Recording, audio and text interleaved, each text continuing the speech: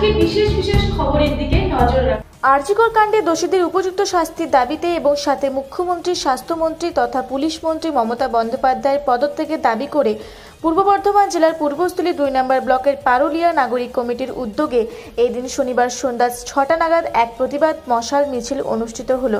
পাশাপাশি পারুলিয়া বাজারে সন্ধ্যা 7:30 নাগাদ পথ অবরোধ এবং 1 মিনিটের নীরবতা পালন করেন তারা বলেন, দোষীদের উপযুক্ত শাস্তি না হলে আমরা আরও বৃহত্তর আন্দোলনের ডাক দেব।